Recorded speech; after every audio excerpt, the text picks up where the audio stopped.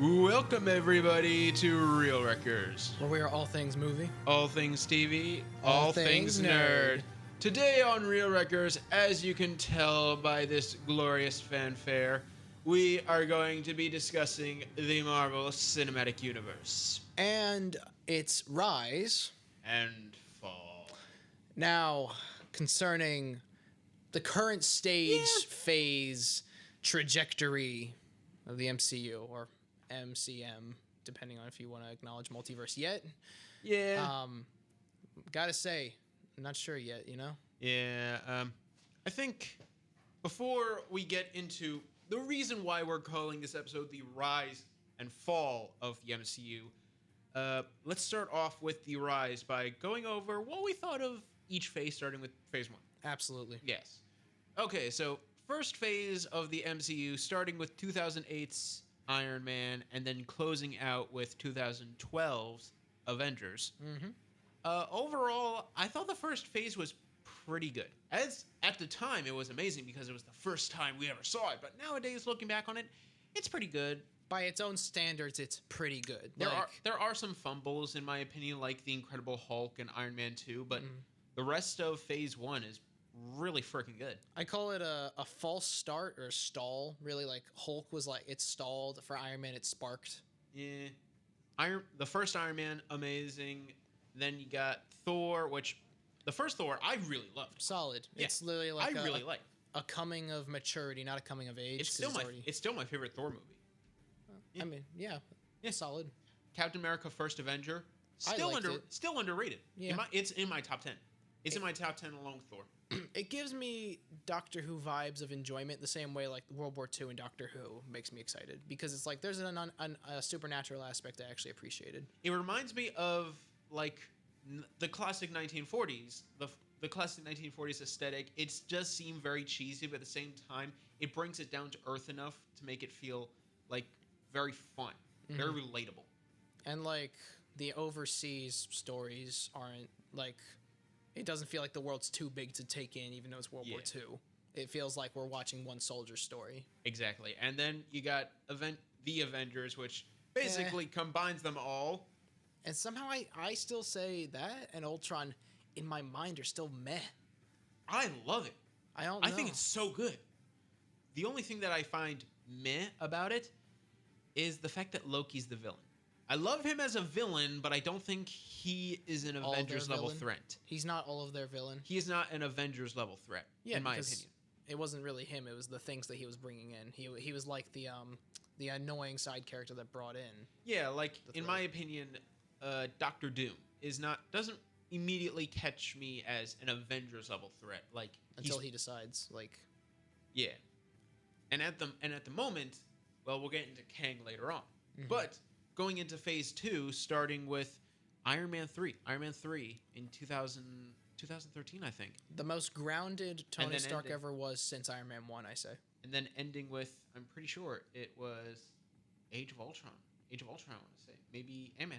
No, actually, yeah, Ant-Man. It ended with Ant-Man. Yeah. Yeah. Because he was like, I think Ant-Man was like we're getting new things feeling. Yeah. More than Doctor Strange was, really. Yeah, so, basically, Iron Man 3 is the interesting one. What did you think of Iron Man? I like it better than Iron Man 2. Oh, definitely. I think, like I said, it was the most grounded that Tony had ever been, really. Beside, I think by that point he was getting his arc reactor ripped out. Or was that 2? In Iron Man 3, he had his arc reactor removed. Okay, yeah, and that was like when he was all pale and veiny during like the open brain surgery or the conscious surgery. He wasn't under. Yeah, because Pepper was pulling it out slowly. I don't know. Pulling out slowly? No, that's Iron Man 1. When she was pulling the arc reactor out of him? Yes. When he was all pale and stuff? Yeah, he was switching out the arc reactor. He wasn't pale. He was just white. I don't know. I feel like the second that he didn't have the arc reactor, I feel like that's when times felt weird for me. Yeah, the moment I saw that at the very end of Iron Man 3, I'm like, I don't know how to feel about that. Because it makes sense, but at the same time, It feels like there's a thing missing now with it. It's just like, It's kind of like giving Batman back his parents when he is in his late 30s. I mean, I get it, but I guess you Huh? could. It's always a thing, but I still kind of enjoyed the whole like he's stuck. He doesn't Yeah. have his privileges. He doesn't have his in all my of his opi- gadgets. in my opinion, I've never understood the hate behind Iron Man 3. I think it's so much fun. It's not one of my favorites, but I think it's so much fun. I feel like things in threes. The second one is often better than the first in certain ways, or the third one is better than in both. certain ways. Meanwhile, we just talked about Iron Man 2 being the weakest, yeah. Yeah. But no, I'm saying like Deadpool 2 can be arguably you better. can argue. That it's better than Deadpool 1, and then Deadpool 3 might be better than both of them. But it wouldn't be there without the other two. Exactly. But it's just ranking wise. But speaking of like twos, you then got the two sequels. First, you got Thor: The Dark World. Understanding the hate, I can understand it. It is very bland, very boring, but bro. I've seen worse. You were color grading earlier. Yeah, I've seen You've worse. seen better. I've seen much better. But at the same time, I've seen Incredible Hulk. Yeah. That, Well, and at that least just he was looked- green. At least he was green. Yes, a very, very dark green at very, very dark night. At least he looked like the Hulk. Well, they knew that early CGI that was organic. Iron Man nailed it because that is an inorganic metal, which True. is Cars 1 through 5 nailed that color years ahead. That was like the whole goal for like CG by that time. And then Iron Man 1 was like nailing, look, we can get a suit on set and we can get the crazy stuff that he does that we can't achieve in person. Now, at the same time, I can't really like Incredible Hulk. I don't really care. It doesn't really hold up. The CG doesn't hold up, and even back then, I never thought it held up. I just thought it looked boring. Yeah, because it's a false start, really. It's such. There's no excuse for something anything, that my favorite exciting being impossible. If or not anything, being my favorite exciting. version of the Hulk that we got in the MCU was in the first Avengers movie. Because one, we had Mark Ruffalo actually raging out into the Hulk, which has rarely happened since then. Yeah, I could go on a whole rant about that. Yeah. But Which I we'll was just probably saying- get into We'll probably get into. I was saying the MCU was I feel like it was trying to pull a Pixar where each entry needs to nail a thing. Yeah. Iron Man was like Cars where it nailed solid body physics like metals, plates, moving technology. Hulk was skin. Skin is impossible to stretch in CG easily. That's why a really big, like over-exaggerated character whose face is constantly stretched because he's angry and his muscles. He has like no body fat. He's all muscle and skin. Yeah, but again, like in the Avengers, the face of the Hulk looks ungodly. Like looks, Mark Ruffalo Yeah, it looks mad. like Mark Ruffalo. I When mean, you- the first Hulk wasn't Mark Ruffalo, when so you there's go- your problem, buddy. no, but Yeah. if you go back to It doesn't look like Norton. Edward Norton, yeah, it doesn't look anything like him. No, it literally just looks. It doesn't even look like comics Hulk in real life. Mark Ruffalo looks more like comics Hulk in real life. Give the 70s Hulk some credit, even though Lou Ferrigno looked nothing like the original actor for David Banner at the time. David Banner, because Yeah. they hated BB. I know. But give them some credit. I At give least them they absolute like credit. had the balls to actually like basically recast the character within the same episode, essentially. I say it's just impressive that Lou Ferrigno. I just say Lou Ferrigno's impressive for his ability to be that huge. Oh yeah. Like Natty. Is he Natty? I feel like he might be on roids. He has anger issues, right? He's had a couple Comic-Con incidents by now, I think. The mountain in Game of Thrones. Totally Natty. He is huge, and he is the Strongest man on Earth. Yeah, He was, strongest man on Earth. I think Guinness confirmed he's the strongest man on Earth. Yeah, and he can act too.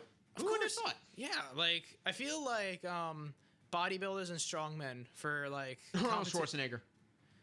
I was gonna say if you should be able to perform on stage like that, that's Yeah. intimidating. Acting should. I feel like being on stage for a lot of things should make you able to be in Yeah. some sort of But- performance or acting. But yeah, as for Dark World, it's watchable in my opinion. Hulk 2 was okay. you just Yeah. I just stopped all your thinking right there. Yeah, you just stopped all my thinking with a rage. Almost as good as Man of Steel 2. Exactly. If I had one. If we had one. But Captain America 2. Captain America 2, Captain America, the Winter Soldier, in my opinion, it's definitely top 3 Marvel movies. I don't know exactly which. where it places. It's definitely like Infinity War is absolutely my favorite. But when it comes to Solo stories, when it comes what? like individual stories. No, when it comes to like number 2 and number 3, I keep switching Winter Soldier with another one in terms of with another Marvel movie, which we'll get to in a bit. Which one I think is like my number 2? Because, good God, this is amazing. Good God, Winter Soldier is amazing. It is the most solid Marvel movie to me, really. In my or MCU opinion, movie. it is the most DC Marvel movie to date, and in that regard, I absolutely love it. I hate to say this, Eternals definitely was the most DC Marvel movie to me because of its scale. But You mean not me. because of a team-up story without any single solo movies beforehand? You caught me red-handed. But no, Winter Soldier had this just amazing. It felt big, but at the same time, it felt ungodly, even more down to earth than the first Avenger. True crimey. True crimes like that to me, like especially It felt like a James Bond superhero movie. it felt like an MK Ultra live action story, and then kept like we'll talk about it later. But Captain America, Civil War definitely like stacks on that the way I like. Like the entire the conversations that are had in that movie are some of the most interesting in my opinion, in any movie ever. The conversation between Cap and Fury about freedom versus security, that's so interesting. And like in the entire movie, even the people who are the bad guys that say security over freedom, they make legitimately good points where you could be like, Billy, who was the villain? get Hydra. Hydra was the villain, right? Hydra was the villain. Billy. Yes. You cannot defend them like that. You I know can't what they defend them, You but know what they are a sub branch of. I can't defend them, but at Billy. the same time, like the points that are made, like, Billy. okay, you're making strong arguments. Name a point, please, just for context. Okay, so, I forget his name. Something Pierce. Alexander Pierce, the main villain of the movie, is holding basically the entire World Security Council hostage, so that he can get the helicarriers up into the air and conduct an airstrike. But he needs just for the sake of just business, he just wants all of their approval for just being the center of Hydra being the center of Shield. So he goes up to one of them and offers him a drink, and he says to him, "Tell me, if your other country invaded your home, took your daughters from their beds, and executed them in the middle of a stadium, if you had the chance to stop them from doing that before that happened, would you take it?" And okay, the setup I think you're explaining to is the idea if you could stop a crime before the crime happens, would you take it? or if the thing that your leadership does naturally without the connotation of its history because it can ignore it and bypass it as a world power, then what's the difference when my country does it besides the fact that your country has propaganda that supports it more? In my opinion, their point is more valid and in some ways more realistic than Thanos' ever was. Thanos wanted to wipe out half of all existence.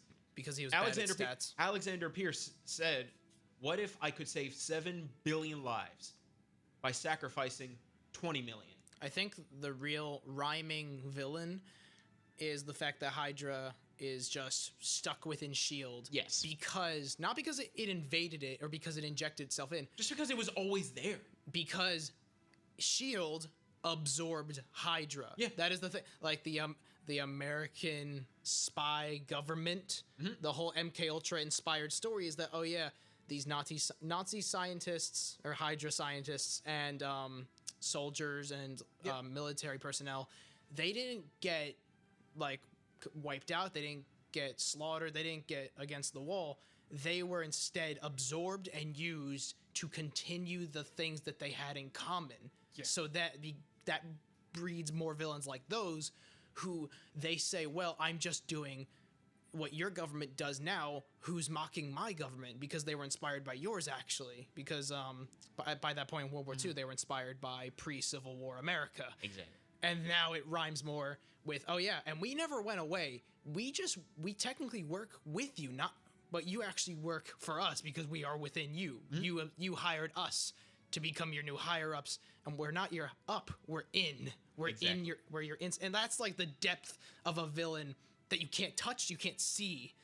I think Winter Soldier is just, and then we haven't even got to Bucky because he is just a symptom. The symptoms are the loud things that we watch, feel, hear, see. They are not the actual core center of it. Bucky is a powerful symptom because he is what they send in to make catalyst events that will lead on. That's how you set up phases. Like exactly in our kill phase, in our attack phase. Like that's how you set up. And just like from a story perspective, just not only just the fact that Bucky is still alive and just the conflict that creates between Steve and Bucky, who is completely brainwashed to want to kill him. But at the same time, Steve is like, no, I'm not going to kill you. I'm not going to kill you. I'm not going to kill you. And Winter Soldier is completely confused. Good soldiers don't just follow orders. Soldiers follow orders.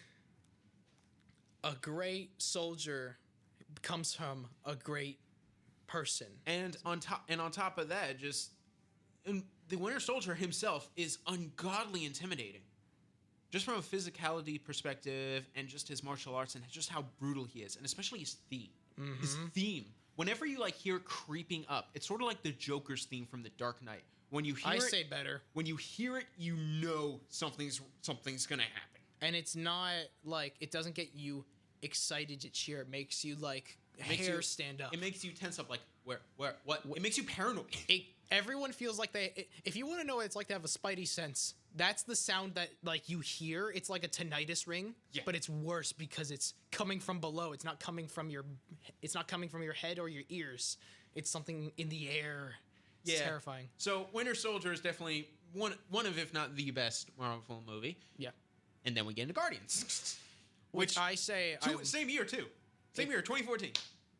2014, I think, was actually a really good year. Didn't we have Planet of the Apes? Whiplash. Dawn of the Planet of the Apes. 2014 was a great year. Man of Steel was 2013, right? Man of Steel, I think, was 2013. Let me just double check. But while I do... Talk about Guardians, because that's a lot to unpack there. Guardians of the Galaxy 1 is what I call rustic... 2013. Yeah, rustic, new classic sci-fi. Doctor Who, not classic Doctor Who, from 9 on. Yeah. Is until now, I think, is rustic, new. It usually glows bluish sci-fi. Guardians was still so colorful and kind of grounded at first so that we didn't think space was too abstract. There's a couple of planets, but it feels like they could still be right outside our solar system. Guardians, it's not quite Star Wars. It's nice. It's a nice comfort. Guardians was the first time that Marvel took a chance. Avengers in and of itself, that was a chance, but it paid off big. That was a bet. The Guardians was a huge gamble because these are characters who no one knew about. But why would anyone care about these characters? And then you watch the movie and you're like, these are household names now. Yep. The soundtrack is in everyone's Spotify. Everyone owns the soundtrack. Hooked on a feeling. Still easily top 5 movie soundtracks for me. Yeah, because the whole thing about it is its soundtrack volumes are what it identifies with. Exactly. To that's what its baseline is. And in my opinion, Guardians of the Galaxy, the first one, keyed in on something that a lot of Marvel movies nowadays, which we will get into, assume that we're already comfortable with, even though it took this big establishment. Oh no! I mean, it had a lot of comedy in it. If anything, it is the biggest comedy of the MCU at that point. But at the same time, it balanced it out with a lot of good drama. Yeah, because your comedy tragedy balance is really supposed to balance. It's not supposed to be overwhelming each other. The first scene is literally of Peter Quill's mom dying of cancer, and then the next scene is him in space trying to get the Power Stone. To make both of those tones connect and feel natural takes a huge amount of talent. And a lot of choice. Like, you have to make a bet with these choices to see if you get them right. Exactly.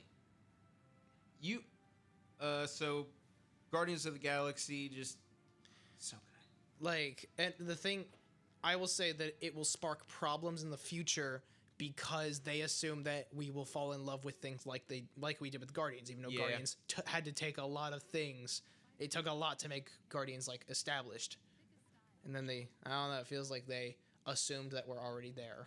Yeah, but at the same time, you can't deny Guardians was probably Marvel's biggest risk that paid off in a way that affected the entire Marvel Cinematic Universe as we know now. Into multiverse. Exactly. And speaking of how that comedy influenced Marvel, we go into Age of Ultron. To which the balance is so backwards. It's so wonky. Don't get me wrong. I enjoy Age of Ultron. But honestly, I would put like a little bit above Dark World in my opinion. But it's not really above anything, so. Yeah. It's abysmal. like the bottom of the mid tier. Yeah. Yeah, because It's worse this is than where I hate the advertising. Because the advertising for this movie made it look like this was going to be dark. This was going to be the Avengers being beaten down to a bloody pulp. And the worst part is, it's too bouncy. It's very bouncy. It's so bouncy, and it's so like uncomfortably comedic. I love the actor who played Ultron. I can't really remember his name. He was funny. He was charming, but he could also be intimidating. The problem was he was more funny than he was intimidating. And he was every interaction he had was responded to with a joke, even though he was probably the biggest. He was literally cyber threat the person. Even Ultron in the comics is the Avengers level threat. In this movie, I feel like Loki was a better villain than Ultron. And that's wrong. Yeah. Because he's supposed to be the Avengers threat, not an individual's threat. I saw when I was a kid, before I saw this movie, I saw the next Avengers. It was an animated movie about a what if storyline. Michael Dobson. Oh wait, no, it's oh, these are the animated ones. I'm sorry. Yeah. If it was a what if story if Ultron killed the Avengers. James Spader. And all of the Avengers' children survived. Mm-hmm. And going off of that storyline, how dark that storyline was for a kids movie, and just how completely intimidating and robotic Ultron was in that film, I was like ready to be terrified of Ultron in Age of Ultron, and I got nothing out of him. We got Vision, and that was it. We got Vision. We got Scarlet Witch, which she was fine beforehand. She was fine in the movie. But she didn't become a great character until, I would argue, like maybe Civil War, more likely Infinity War. She was more like a cat. She was more like a raccoon in the garage for a couple of years. Yeah, just like she was more like, okay, what do we do with her? Do we poke it with a broomstick? Do we kick it out? Do we let it into the family room to see how cool it looks? Yeah. And until later on, we let it in the family room, and that was a bad And most idea. importantly, the end credit scene makes no sense. Like the past two Avengers movies, the first Avengers and Age of Ultron, their end credit scene was teasing Thanos. The end credit scene for Age of Ultron has Thanos put on the empty Infinity Gauntlet and says, "Fine, I'll do it myself." Now, that makes no sense. Because he had an entire menagerie and army under him that was... No, because he had nothing to do with Ultron. He didn't even have the Mind Stone.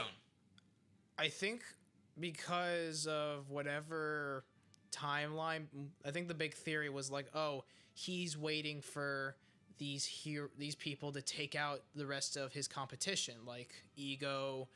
The Collector was like the easy target for him. I'm trying to think who are the big bads that got knocked out. Hela, Surtur, Ego, Odin. Odin would like straight up probably stop him. The Ancient One. The Ancient One. Even the Ancient One, technically, no matter what, would have gone for him, but he didn't know that. Yeah. By that point. But honestly, like, God, that still makes no sense. That still bugs me how little that makes any sense. Also, like, I feel like they showed way too much because his silhouette worked. You really didn't, or a Honestly, close-up. I thought the way that he looked in Guardians of the Galaxy, because he showed up in that for a little bit, Yeah. and then pretty much the exact same design for Age of Ultron. I thought he looked good. He looked comic accurate. Yeah. I will always prefer his look in Infinity War and Endgame and all that Because stuff. of how good the performance was, that it didn't make you uncomfortable. It just putting them together makes you uncomfortable thinking about how staunchly different he looked. Yeah, but oddly enough, both times he was played by Josh Brolin. Mm-hmm. Yeah. Which I say is not bad. It's just discomforting to look back on. Yeah. Just with his eyes, because his eyes looked very, oh, this is a really big purple alien, and then by Infinity War, it's, I am way too empathetic to your face. You are literally emoting like a human. But with that said, we move on to Ant-Man, which it's an odd movie to end Phase 2 with. I'm still so uninterested in Ant-Man. I'm sorry. I like Ant-Man. Yeah, I think it's fun. I don't like heists that much. That's the big thing. This Okay. heist, I don't like this heist. I think the concept behind his suit is behind his powers very interesting. Mm-hmm. Yeah. I do think it doesn't make me excited to explore his concepts, and I really should be, because Adam had me more excited, and I didn't like Legends of Tomorrow. I don't hate heists that much. I love Baby Driver. I'm excited to see that Tarantino heist movie that we spoke about before. Tarantino heist. The Tarantino heist movie. There is no Tarantino movie heist. What are you talking about? A heist movie that's a Tarantino film, I believe. Reservoir Dogs? Yes. When did we talk about Reservoir Dogs? I don't remember. It was in like your funniest moments list, and I said I really wanted to watch it because I haven't heard of it yet. Oh, okay.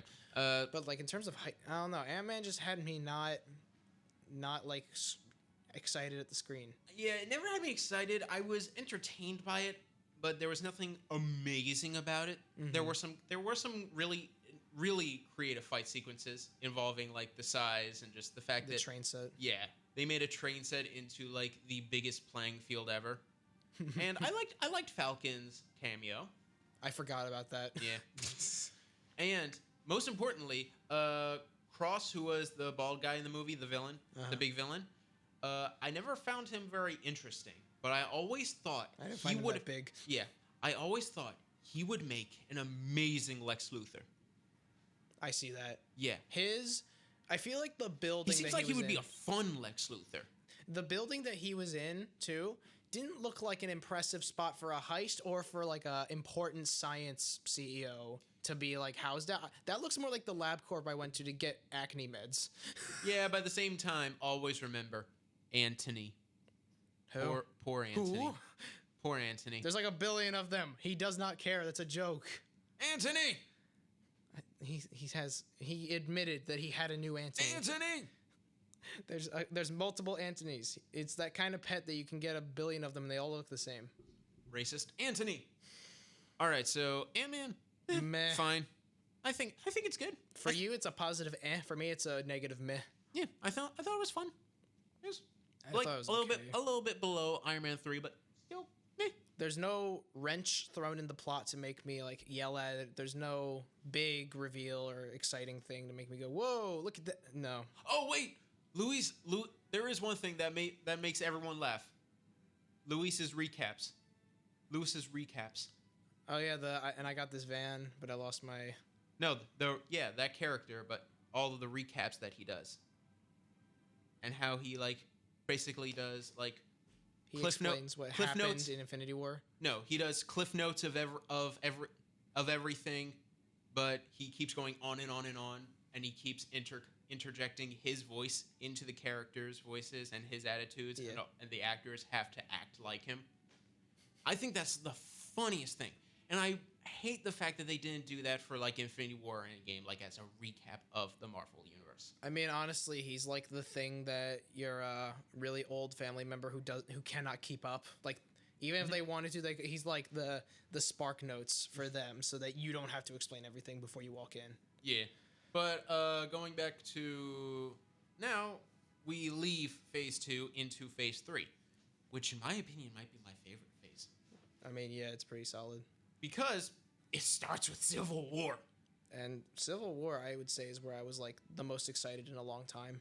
Civil War was the first time that I can remember we were at our middle school lunch table talking about it, but there was a select few of us who hadn't seen it yet, and they were adamant, no spoilers, because there were a lot of spoilers in that movie. There's a lot of like key points. If you say these out loud, they'll never Yeah. guess it, but if you say it, they're done. They'll link the dots instantly. In my opinion, it didn't need to be called Captain America Civil War. It could have just been called Civil War or Avengers Civil War, because essentially that's what it is. It's a third Avengers movie.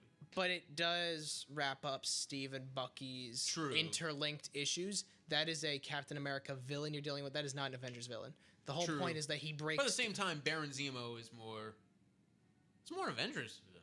Yeah, in the comics, he's an Avengers villain, and in this movie, he's an Avengers level threat. But they don't know that, so that's what makes him slip under the radar as a. Exactly. He's not. He's a sleeper threat. He's a normal guy, but he is the biggest Avengers level threat until Thanos.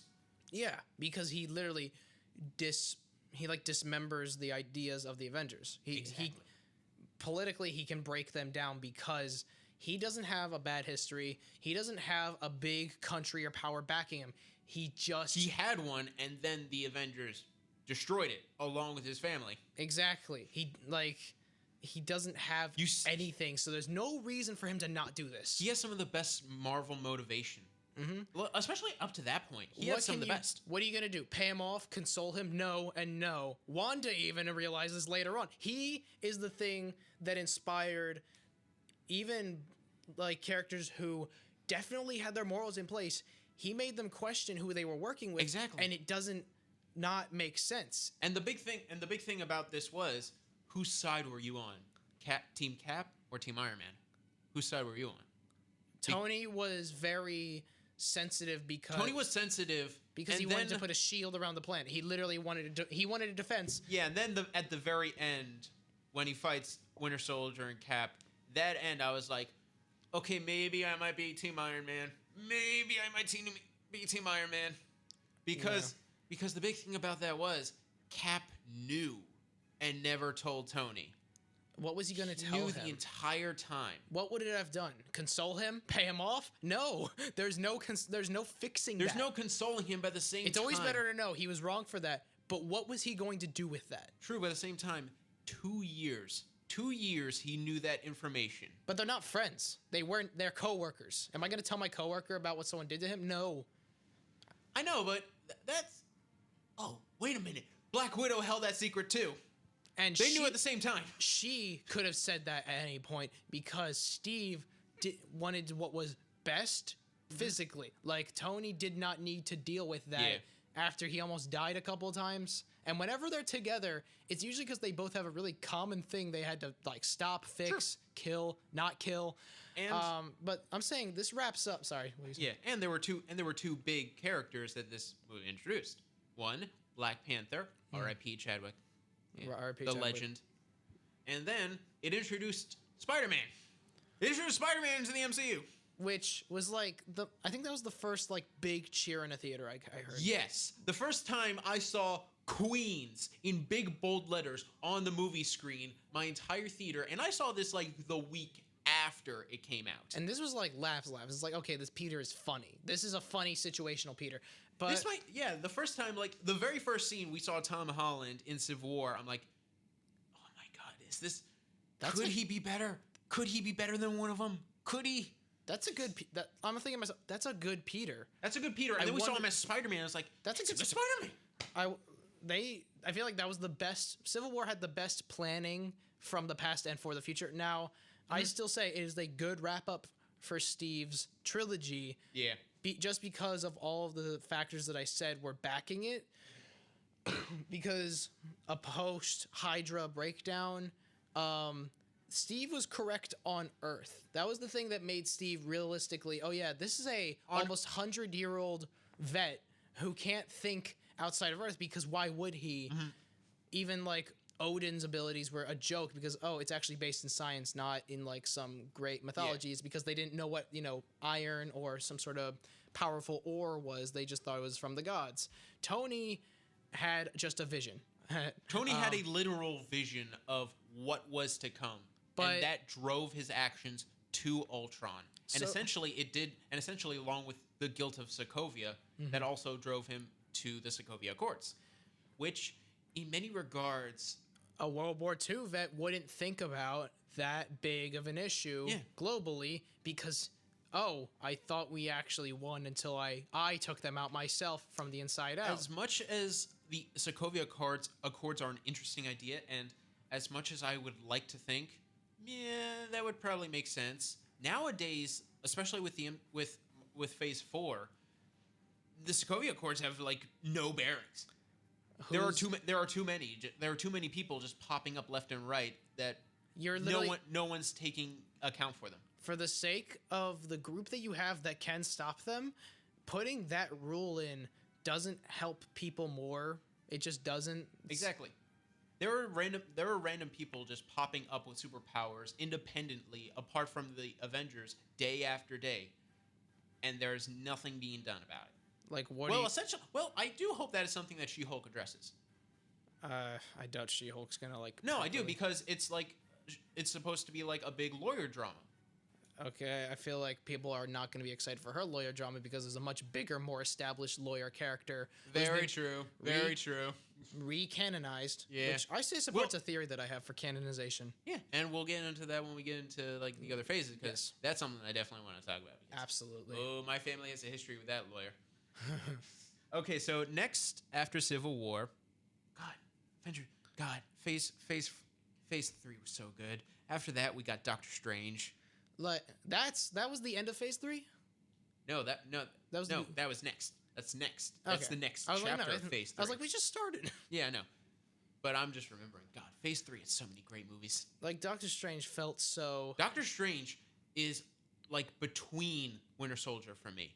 Which one is my second favorite? Because as grounded and awesome as Winter Soldier is, Doctor Strange, in my I don't opinion, want to be on the ground. pushed the visual envelope for Marvel.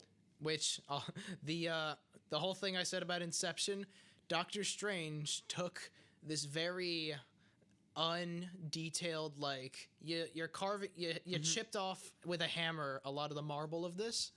Marvel. I think Doctor Strange is like, oh, I'm starting to see the statue that you're trying to carve out of this marble. Yeah. And then until this year, I'd say Everything Everywhere All at Once is the statue. That is the Michelangelo of whatever that type of visual is. Doctor Strange was like the best Inception 2, but not like, they're not related at all. I'm saying the same way Joker 1 and 2 we wish were not related. Doctor Strange, in my opinion, is a near perfect movie, in my opinion. The action is incredible. The visuals are stunning. The acting is awesome. The music is incredible. It is such a good movie, and it's so underrated. What's the villain's name from Moon Knight? From Moon Knight, Arthur Harrow. He is almost identical to what's his name from Doctor Strange. Looking at them next to each other in my mind, they I look. think that's only you. No, hold on. I'm just saying. Yeah, I think that's only you. The villain you mean from Doctor Strange? Yeah. Yeah, that's only you. No way. The Yeah. dude with the ponytail who's Yep. got a god in his pocket, and he's got some weird purple ability that we don't really see. Similar, but they don't look alike. I Yeah, don't they know. don't look alike. I don't know, man. Yeah. What was his name? Not Caecilius. Caecilius, yeah. It was Caecilius? Yeah. They are very similar. Looking They're back, very similar, but they're not similar looking. they are both an older white guy with a ponytail, supported by a purple-powered god. You might as well be talking who about a lead a herald of Thanos. Who lead at a this point. cult. There's no herald of Thanos is purple. Thanos is purple. Herald. I know. There is no herald of Thanos. Yeah, there is no. Well, you could argue that the Black Order. Yeah, but like I'm saying, they're not like linked to him as a god because he's a Titan, not a god. But Well, Dormammu he is. That's the big thing about Infinity War. He essentially becomes a god. Well, no, he just becomes a super Titan. He just No. Loki's big thing at the beginning of the movie. You will never be a god. Yeah. And at the very end of the movie, he wipes out half the universe, and the last line of the movie is, "Oh God." That can't be a coincidence. god. Oh God. But no, Caecilius with Dormammu is very almost identical. I mean, yeah, Almost identically at the same time. main character has As promising as Harrow was, the payoff was better with Caecilius. Because Stephen and Stephen. both British, both have severe trauma that makes them Stop it. go on a religious Stop it. path. We're talking about Phase 3. We're talking about Phase 3 I'm right now. talking about the main character who had. You're talking about Phase 4. No, I'm talking about Doctor Strange, and his path is identical to Moon Knight's. Well, we can talk about that later on. We can talk about. Yeah, we can talk about that later on. Yeah, because there is some copy pasting that goes on. A little bit. Yeah, Sorry. Yeah. But essentially, like, Doctor Strange is so good. I love it so much. It's so good. Yeah, the time travel stuff in that is so creative. And also, nothing There's really an in the entire future. There's an entire action scene where the entire background, the entire setting, is going in reverse, and things like that make me think: how did they shoot this?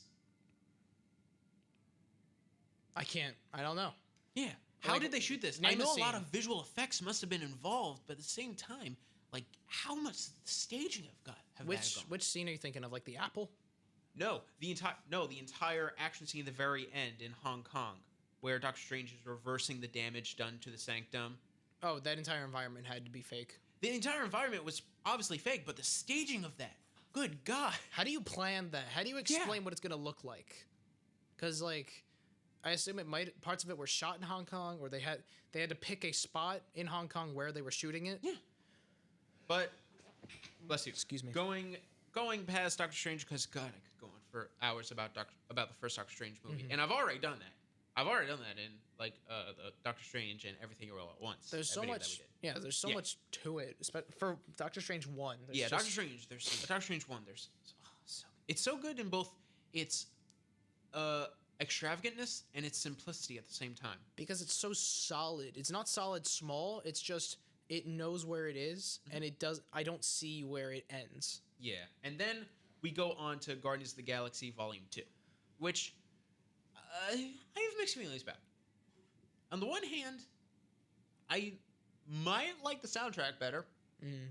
I think the drama between Peter and his dad and Ego is very compelling. There is some compelling stuff in it, and there are some really good visuals in it. Yeah.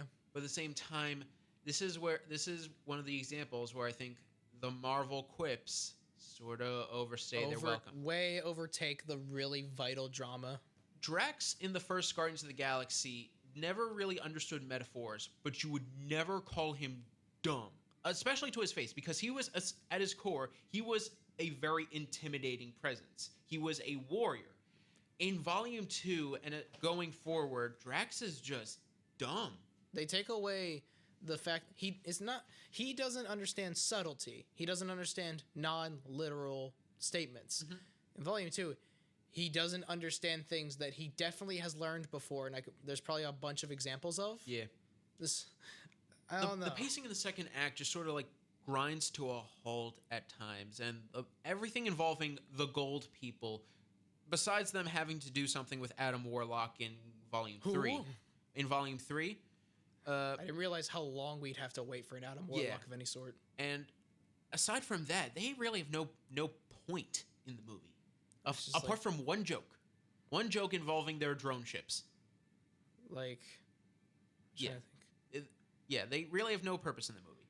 It's exciting to see. I think like Ego's planet, I think, was what everyone was like, wow, look, a living planet. What are they gonna like do to visualize it? And I was like, that's actually kind of cool. Just a little. I don't think I could. Everything in Guardians 1, I still feel like I could have touched, and I wasn't sure what it would have been like. Yeah. Like, how heavy was the orb? How heavy is the Power Stone when it's in that orb? Well, you can tell how heavy the power Stone in the orb is, because in one take, Chris Pratt drops it. Like, that means it's probably like as heavy as my phone, probably. Yeah. And the best part is that was improvised. That was improvised. He actually dropped the orb, which is, I say, perfect. Yeah. But then in Guardians 2, it's kind of like what we're doing. It's kind of like the scene that we're doing with the movie. Oh my God, with the anchor. That's how we convince them. That's how we convince them. We got to get them a mood board for what we think each of the moments are going to be like. Yes. Oh my God, write that down. Write that down. But no, for 2, everything feels just a little. I don't even think that's real.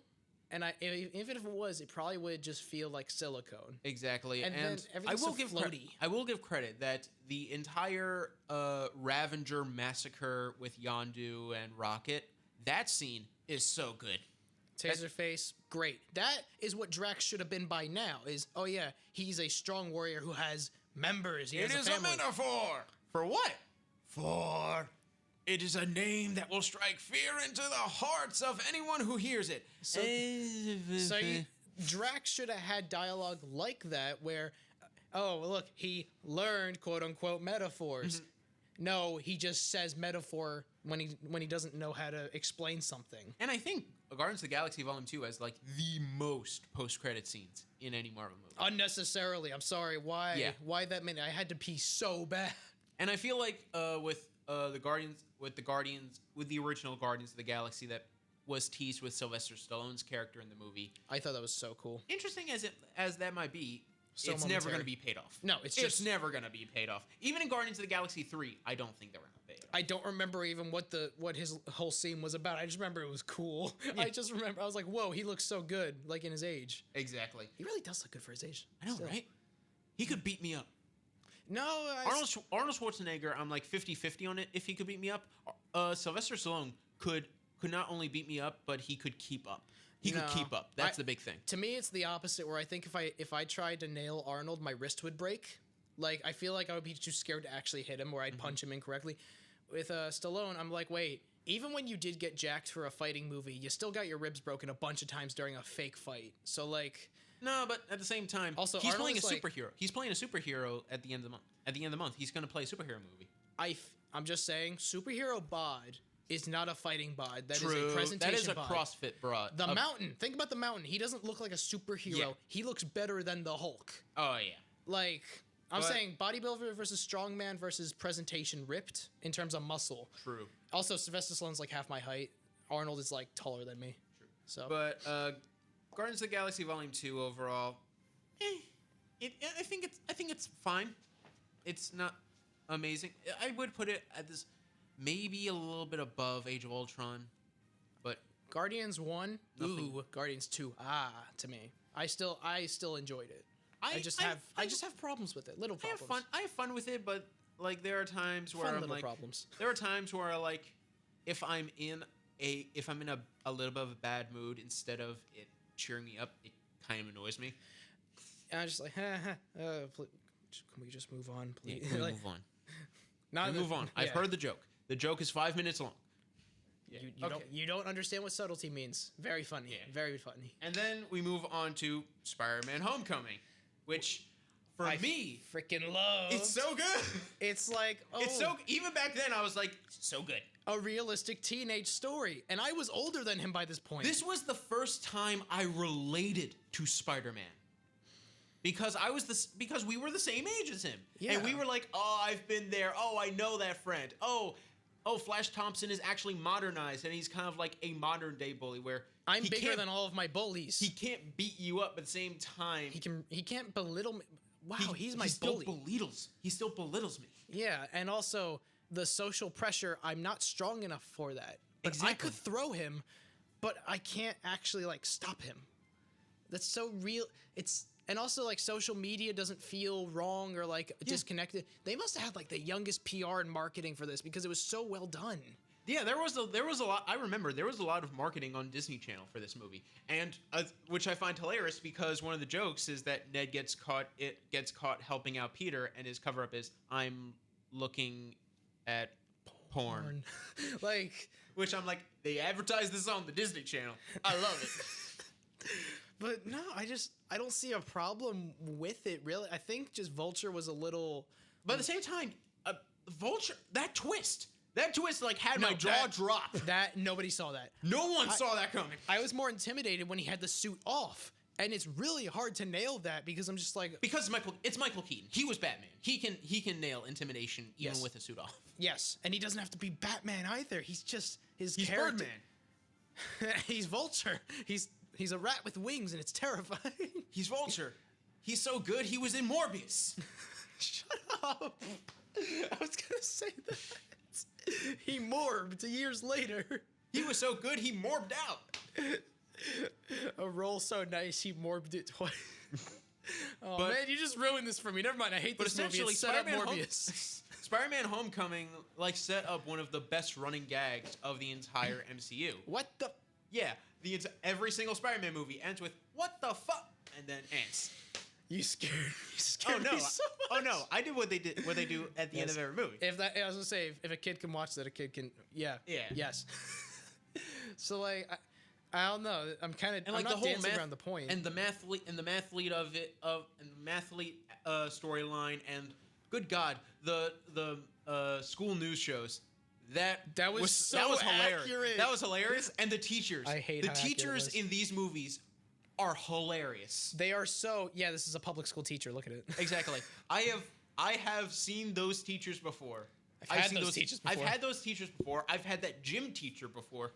Thank you, Captain America. I'm pretty sure this guy is a war criminal now, but this is mandatory to watch it. And you know he yells at his wife about how it's BS that the school set has him say that like required at home. It's just like all these characters I can read the same way I could read all the drama in people in high school. And the best part about that gym teacher is in No Way Home when he is reunited with Peter Parker, and his first line is "Mysterio was right." You just know what he says at home. Like, I love the teachers in these movies. I love like all of his classmates. It feels like such a high school group project and like a sophomore year group project, not a junior year. Definitely. And after like the whole Washington Monument fiasco, one of the teachers in a news interview says, "I'm just glad we didn't lose anyone. We can't have that happen on a school field trip. Not again." Like, I love this man. I'm like, wait, did that actually happen? Oh yeah, this is a movie. I was like, very immersed the this is entire amazing. time. There wasn't really the slowest moment was just me catching my breath after a really tense interaction, as in, oh my god, he might not actually get to interact with. And it had the best variation of with great power comes great responsibility. Mm-hmm. When Tony Stark says, "If you're nothing without the suit, then you shouldn't have him." Like, that's actually good. Like That's good writing. It's more than it's substance. It's more substance to explain the phrase. Oh, you need to have substance, not just material. Yeah. Like that's such a because he's It's not such a good movie, and not many people like give it the credit that it deserves. Like for our generation. I forgot that Tony was in it. Exactly. For our generation, that for us who say that's our Spider-Man, it's because that's the Spider-Man we relate to the most. Also because he's literally like part of our generation. Oh, in absolutely. the story. Yeah, absolutely. Tom Holland is the most convincing teenager. Andrew Garfield Is a college student. He's a college student. He's about to graduate. He's graduating. And Tobey Maguire is He's a college freshman. Nope. College sophomore. Oh, no. He's a college sophomore. No. He has a baby face. What does he do? I was gonna say expired graduated. Cool youth pastor. Shut up. Call back. All right, so now we go on to Thor Ragnarok, which this was the big thing for me. This was like my first Marvel hot take because I still to this day don't love this movie. That's okay. I like it. I think it's fun. It But took- I don't think it's the game changer that everyone like praised it as. I think the visuals are awesome. I think a good majority of the jokes are good, and I think the action is really good. And I think the acting is good. The thing that I don't like about it is, for one, the effects. I think the effects are like sort of dodgy. It has moments where I can tell where the set ends. And of all the overly comedic ones, this is the most overly comedic. But when it's comedic, it damages the drama. And it's like, I feel like we're supposed to be like re-acknowledging a lot of the things Especially that a we lot skim of over. things with Korg, especially at the very end when Asgard is destroyed, and he said, but before that he says, if the damage is not too bad, it can be rebuilt. It can be a sanctuary for all aliens in the universe. It gets destroyed, and he says, oh, now those foundations are gone. Sorry. I'm like, dude, that was our setting for like the past 2 movies, and you made a joke out of it. Can you let us like Mourn. Let me mourn something I've been stuck with for a while.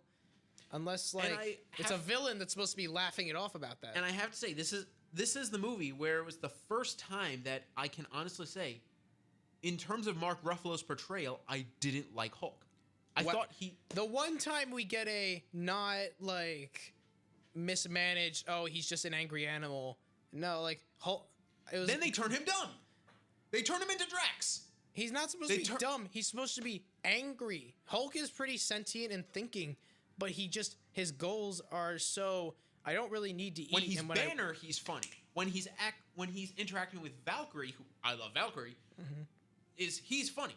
But when he's Hulk, I'm like, no.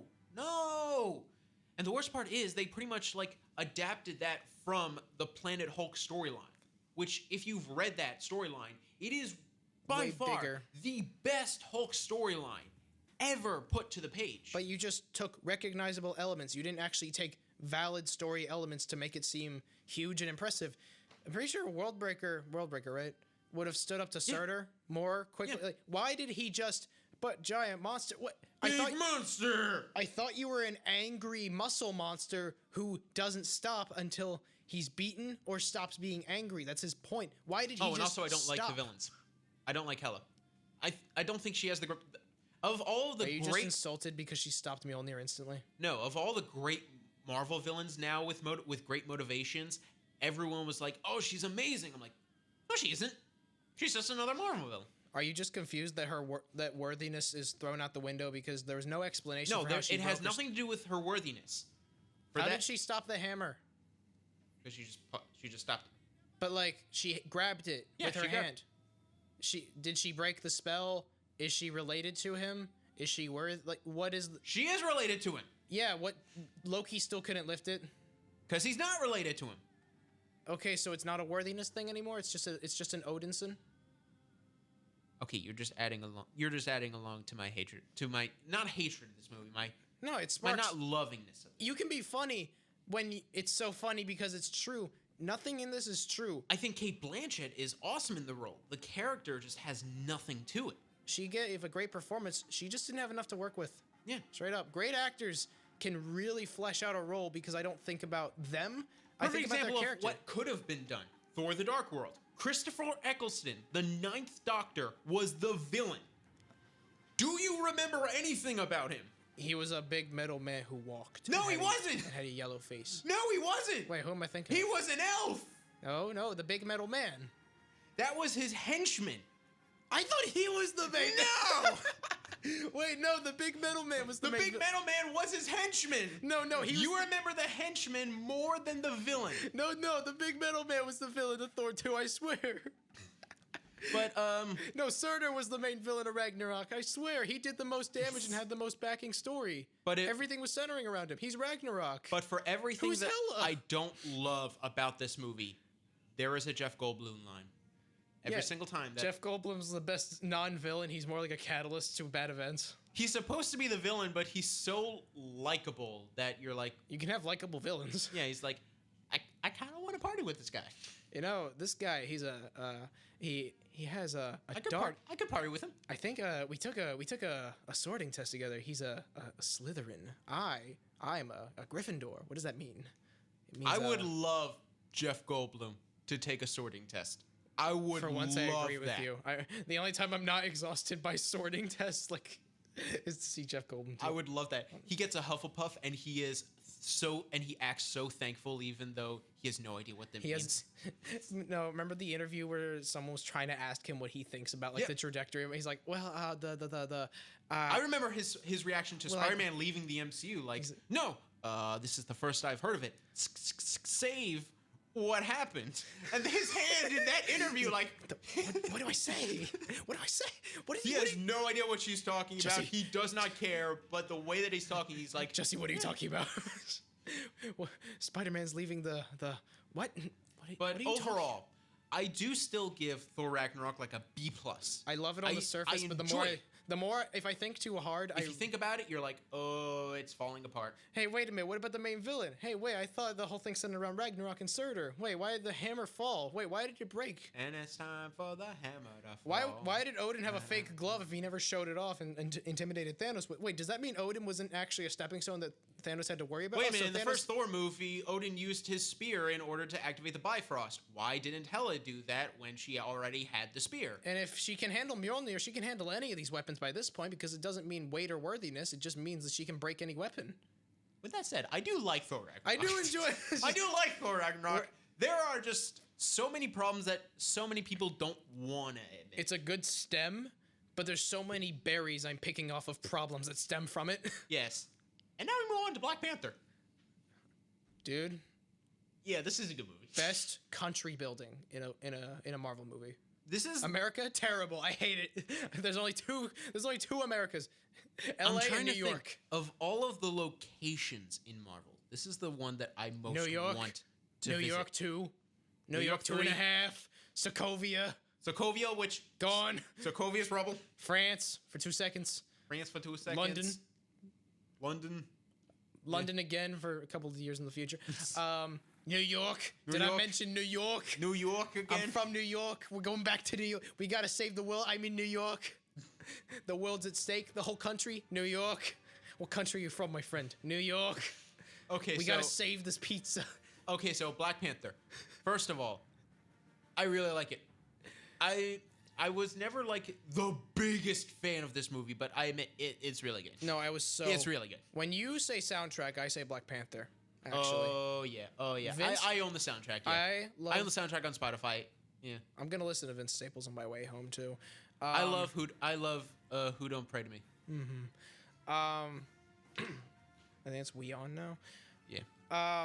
But I think we both share the Power Rangers dislikement. But what I enjoyed was the magnetic fight. The effects are sort of like the effects are like a little bit all over the place, but the intention is there. Like that's the one thing about Ragnarok. Ragnarok, the effects are like sort of iffy, but they're just fist fighting sort of thing. This is a magnetic fight where parts of their body are exposed for strikes, and those are the places where they're hit. That's the interesting part. And they have like the capability to show the metal being separated. They have that. The effects are like are very dodgy. But the fact that but the essentials are there. even carbon fiber fabric does fold like fabric, like this, like certain like backpack material, leather, that sort of like knitted fiber. I feel like the suits when they are not physical suits is very noticeable. Think about Black Panther and Civil War. Nobody thought about it because most of it was definitely practical, except for when he absolutely. was jumping off a building mid-air, when he's running, when he's like scraping down the side of a building, and when he's fist fighting. You can kind of still see a fabricy effect, even though his suit is a fiber metal. It's like still stitched in a way. But even then, It's a suit. It's a cool bodysuit, but in this scene, it looks like it's made of magnetic balls that are held together. but again, this is one where the comedy and the drama, there's a balance. And There's it's a good good. balance. Also, Andy Serkis is hilarious. Oh, and there are two things I want to mention. First of all, who do you think is going to be the next Black Panther? I know most people are going to say Black Panther's sister. Shuri? No, Shuri. I think it's going to be what's his girlfriend's name? Google. Yeah, Google. but you know who I'm talking about, right? Yes. I think she is going to be the new Black Panther because there was a good point that a lot of people made. Everything that Killmonger said. Storm. His significant other is Storm. The new mutant setup is coming. I promise. Everything that Nakia. Nakia, yeah. Everything that Killmonger was saying in the movie that eventually T'Challa turned into a progressive positive aspect. Nakia was saying from the very beginning. So you think when she has it happen, she planned this way ahead. She wasn't just turned around opinion-wise when it took a really big fight to change her mind. She already was thinking this before she had powers. She already had before those progressive thoughts. She is the right move. Because this is going to be a slow opening of the borders of Wakanda. A pretty secure nation held in secrecy just opened itself to the world for the most part. And it took until now for someone who was thinking this the entire time finally gets an ounce of power and influence. And of all of the characters from the last movie, in the trailer for Wakanda Forever, she was the one person we saw the least. Which the means least you're that hiding wasn't the most. That wasn't Martin Freeman, I should say. That wasn't Martin Freeman. She is the one that we saw the least in the trailer. I love Martin Freeman. He's so cool. He's an international treasure. I love him. Yeah. What I think the worst thing they could do that I feel like is just a possibility that's in the back of my mind. In What If, we got to see Killmonger again. In an abstract idea like What If. Oh, and speaking of Killmonger, Black Panther, one of the best villains. Yes. One of the best villains ever. In Marvel, I should say. He's the most problematic villain that I still kind of empathize with the things he says. Exactly. And because he had great ideas. The same thing. He has the bite to back up his bark. That's the big thing. He did fairly beat T'Challa. Yes. He also has justification in his roots. It's almost like the hypocrisy of an isolating government like that won't accept its own because he's too far off, even though he has respected every single thing of his legacy and his parents' legacy.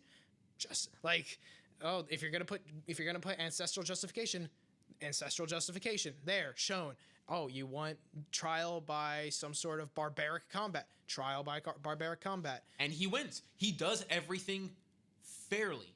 He does all of Wakandan justice, all of Wakandan culture at the time fairly. But there is one little bit of visual storytelling that I did like. When he was crowned king after he, quote unquote, killed T'Challa, when everyone does the little cross arms thing. The Wakanda Forever thing, he doesn't. Because he doesn't like salutes. He doesn't like pledges of allegiance. He wants things to happen. He doesn't want. What is it called? When you try to incite ideas just by words, not by action. There are some essentially evil things that he does. Yeah. Performative activism. He doesn't. Performative activism. He burns down the ancestral the big cultural garden that gives the Black Panther their power. Because he believes that power should be distributed with the technology advancements they have, because it's not necessary to use barbaric, old, family bloodline driven things, because he thinks it probably reflects a lot of the oppressors that everyone except for Wakanda had to experience. So that's where he has all of his justifications. And Daniel Kaluuya was in that movie. So based beyond belief. And then for characters like that, we don't want him to be more empathizing, or we don't want the audience to realize his ideas are too good to be true. So we got to make him a psychopathic murderer just in case. Just in case. Flag Smashers followed suit. I'm sorry. Exactly, yeah. He had such good politics to that, and it makes me so mad to know, oh my God, he's going to be the best. I just realized something, though. Three big Jordan Peele actors were in Black Panther. Really? Yeah. No way. Daniel Kaluuya was in Black Panther. M'Baku, the actor. And Nakia. Nakia was the mother in Us. Oh, wow. You're right. But I was saying about the next Black Panther, the worst thing they could do is bring back Killmonger. They might. They did it before. They might do a whole multiverse thing. Because what if we get everyone except Black Panther? What if we get Golden Tiger back? And or just the Black Panther suit, but it's actually Golden Tiger, or I don't know, Black Leopard. They're gonna pull up just some not Black Panther. Yeah. As long as it's Black Leopard, as long as it's Golden Tiger, as long as it's we're spending a bit too much time on Black Panther. It's awesome. It's awesome. That's you've all heard this before. It's a great movie. It was nominated for Best Picture, for God's sake. Which rightfully, I don't necessarily agree with it, but yeah, I say rightfully. Infinity War wasn't nominated. That's the big thing. It was the same year. It was the same year. Speaking of which, next up is Infinity War. So, Infinity War is one of my favorite movies ever made. I think it is in my opinion, it is a perfect Marvel movie. It is the best culmination, build-up, and payoff all in one. I felt like I was going into a standardized test when I watched this, because it was putting the test of time on. Yeah. I felt pretty much every single emotion you could possibly feel watching a movie in that one movie. Every single emotion. That's rare for a movie to do that. Your ups, your downs, your ins, your outs. Exactly. And your glorbagus, your glabagus. The effects, the action, the music, the acting. Everyone felt like they had a fair amount of screen time. and this was a huge cast, probably one of the biggest casts in cinematic history, and almost all of them felt like they had a good amount of screen time of this world. every single time in the movie that I feel like, okay, I think these characters are done. Can we move on to the other characters? Their scene ends, and we move on to the other characters. I'm like, okay, this is good pacing. This is good structure. The amount of room for debate on what the biggest catalyst was, whether it was that rat that got Ant-Man back, was it divine intervention or coincidence? Is that why there's millions of universes where this didn't happen because he wasn't there? Kang in this universe was just like, drop shoot, a rat. Shoot. Was it Quill for trying to beat Thanos out of his... Which everyone makes a big deal out of that. Essentially, that is part of his character. In Guardians of the Galaxy Volume 2, the minute Ego says, it was a shame that I had to put that tumor in his head. Instead, the first thing he does, shoot him. And then he goes... That is in his character. And without someone... Stupid it may be, in his character. And without someone to stop him, he removes his own godly abilities and becomes just slightly above average human. Yeah. Was it Strange who was seeing all this happen and was just dancing with all the possibilities and ideas in the background? There was no other way. Yes, there was. There was multiple. What If kind of confirmed that because T'Challa was... That was only because Loki messed everything up. Okay, was it Loki who was the catalyst for all this to happen if he didn't bring the first set of aliens to New York in the invasion, which makes him more than Avengers level threat. It makes him a beyond multiverse because he, from the start, he was bringing in the biggest threat possible with time. Or is it Red Skull because he had the Soul Stone? And as I say, earliest in time, he was the one who had the big influence of above Earth things when he revived it and decided to put it on main stage to power his ideas and weapons. Yeah. But then we move on to Thanos. Was it Thanos? No, we move on to Thanos, who is, let's face it, he's the best. He's the best Marvel villain. Hands down. Yeah. Yeah, he's the best Marvel villain. The acting is amazing from him. Josh Brolin made one of the most compelling characters in all of cinematic history. The effects used on him are mind-blowing. Mm-hmm. You can tell like every single expression change on his face. You can see the wrinkles on his face. That is how good the effects on Thanos are. And it lost. The Infinity War lost the Oscar for Best Visual Effects to First Man. How? First Man. What is First Man?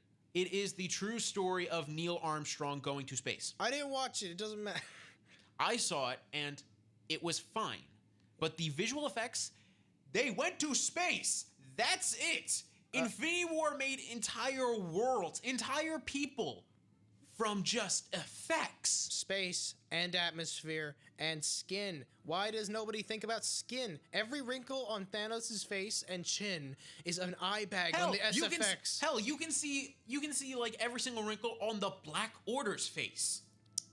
They're like the secondary villains. You can see all the grief on Steve's face when he comes out of the shadows. I think that was like the big cheer moment, the first big cheer moment. Oh, and then you got Bring Me Thanos. Man, that was like the biggest cheer moment up to that point. You got the Ye Bombay, and then he said Wakanda forever, and everyone in the theater just went. They just did the cross arms. You could hear everyone like Ten Hut. Oh yeah. Man, that is essentially cinema for me. That's why it's one of my favorite movies, because it made every single person in the audience feel the exact same way. It united the audience. That is cinema for me. Does it scare you worrying that you might not feel that again? I have hopes. Mainly, I have hopes for other things. And other things that might be Marvel, might not be Marvel. I was going to say, I think we both thought of the first thing like that for Across the Spider-Verse. Yeah. I feel like that might be our next big hype in the theater like that.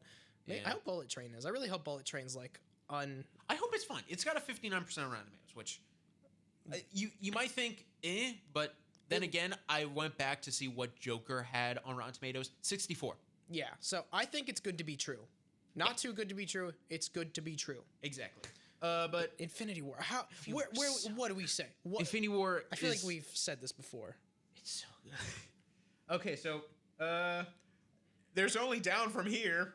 No, Eh. no.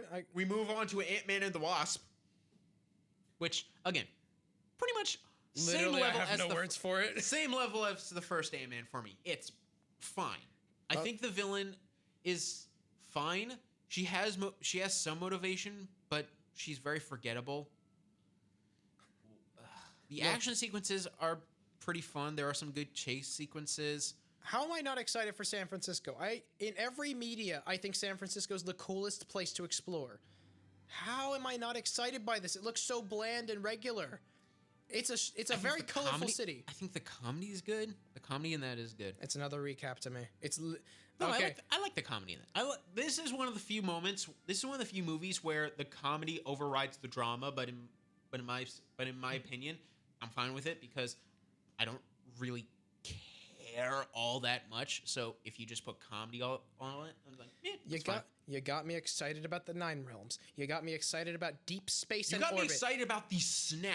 You got me and you're going to like, okay, this is what happened before the snap. No, we can't move past that. You got me excited about the universe. You got me excited.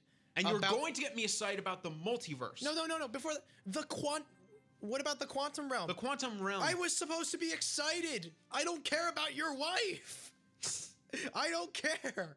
It's okay. You're a miserable old scientist who is supposed to be the Ant-Man, but I never got to see you in your prime. Literally the only reason that I'm excited for Ant-Man and the Wasp: Quantumanium is because Kang is supposed to be in it.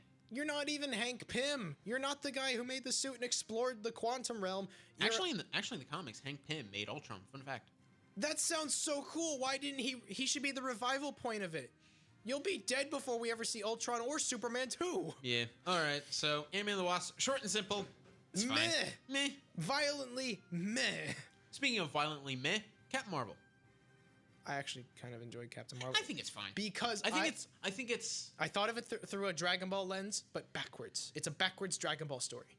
I oddly enough find it kind of boring because you know where it's going.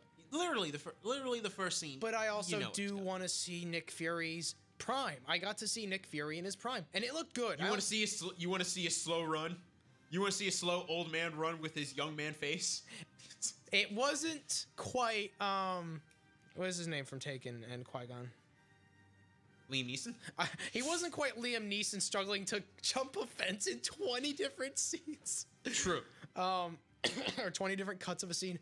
He's still, because he's not like a muscular spy. Yeah. He's the guy who has to track down every single alien anomaly. He's S.H.I.E.L.D. before S.H.I.E.L.D. has like a file drawer. He has a desk. This is the thing with Ant-Man and the Wasp and Captain Marvel. I put them on nearly the same level. And in my mind, it is for one reason only. They're in between Infinity War and Endgame. What are you gonna do to make? How? You can't really do that. You can't really have like two movies that don't really have much to do with and will have something to do with Endgame, but at the moment, kind of pointless. Mm-hmm. These should have happened beforehand, before Infinity War, and then leave that gap for Endgame. But you can't help but feel let down by it because there are solo stories which we've seen before, but it's two solo stories between two of the biggest crossover events in cinematic history. Mm-hmm. Also, like, Captain Marvel. I still think the idea is so cool. I love an overpowered character. I think that's awesome. But like, are you held back by emotional issues? No, you seem pretty headstrong and not struggling. Are you held down by rules, by like government oversight, the same way Steven? No, you definitely blew right past them because they couldn't do anything to stop you. You're stronger than any weapon on Earth or in space right now. And also, Captain Marvel, you can't deny the whole Nick Fury eye patch thing. Like, really? No, that's hilarious. Really? No, that's hilarious. No. Winter Soldier, Nick Fury said, "Last time I trusted someone, I lost an eye." I can't help but watch that scene now and groan. Captain Marvel made Winter Soldier worse for me. That's why I think it's less. Because a cat scratched his eye? No, because that's like a whole big impact of his character. No, it wasn't Cat that scratches either, right? It was the cat. And the cat wasn't really shown to be that supernatural. Besides being, It was an alien. It was an alien. It ate the Tesseract. All you're doing is telling me that it's an alien, though. Like, I don't believe it still. It's a cat. Look at it. No, they showed it. Eh. They showed it. It had like the tentacle mouth. Meh. I've seen worse. Yeah. But also like Strange did it, and I wasn't even that blown away by it. But also like that's like one of the big reasons why I think Captain Marvel, in my mind, Captain Marvel is a lesser film, because it turned like one of the most like interesting pieces of character building dialogue in Winter Soldier and made it dumb. Mm-hmm. Like, if I didn't watch this, I'd be happier. Exactly. And also, if I didn't see this, I could imagine like, oh my god, the action scene, the past of Nick Fury, how badass he was in his prime. And I feel like if you just waited a little bit longer, and then if you were going to spark the we're stepping into more God territory nowadays, we're stepping into more abstract ideas.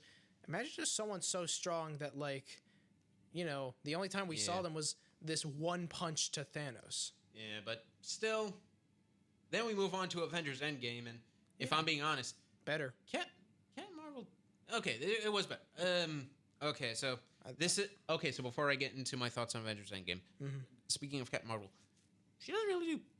She only comes in to do to finish off the jobs that the Avengers can. Anti-damage control, damage. Yeah, but at the same time, she doesn't really do.